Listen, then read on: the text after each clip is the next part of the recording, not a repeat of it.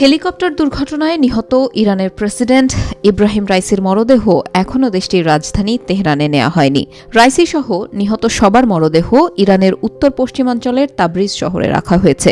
সেখানেই জানাজা হবে। এরপর রাইসির মরদেহ নেওয়া হবে তেহরানে।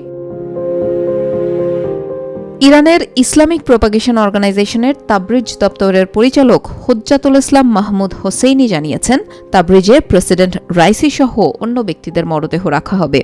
২১ মে সেখানে জানাজা হবে।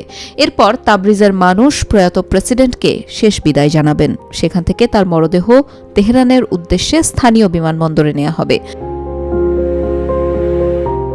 এই কর্মকর্তা আরও জানান, বুধবার তেহরানে রাইসির জানাজা হওয়ার কথা রয়েছে। সর্বোচ্চ নেতা আয়াতুল্লাহ আলী খামেনি তাতে অংশ নেবেন।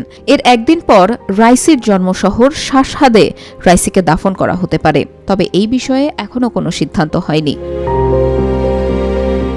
আজারবাইজান সীমান্তবর্তী এলাকায় একটি বাঁধ উদ্বোধন করতে গিয়েছিলেন ইব্রাহিম রাইসি। সেখান থেকে প্রাদেশিক শহর তাবরিজে ফেরার পথে গত ১৯ মে সন্ধ্যায় রাইসি ও আমির আবদুল্লাহিয়ানকে বহনকারী হেলিকপ্টারটি দুর্ঘটনায় পতিত হয়।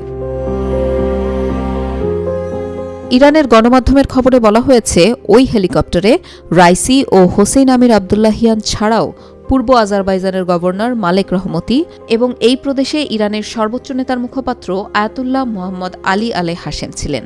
উদ্ধারকারী দল দুর্ঘটনাস্থল থেকে ৯ জনের মরদেহ উদ্ধার করে। ইরানের রাষ্ট্রীয় বার্তা সংস্থা ইরনা জানিয়েছে, রাইসিকে বহনকারী হেলিকপ্টারটি ছিল যুক্তরাষ্ট্রের তৈরি বেল 212 মডেলের। ৬৩ বছর বয়সী রাইসি ২০২১ সালে ইরানের প্রেসিডেন্ট নির্বাচিত হন এবং দায়িত্ব নেয়ার পর নৈতিকতা আইন কঠোর করার নির্দেশ দেন।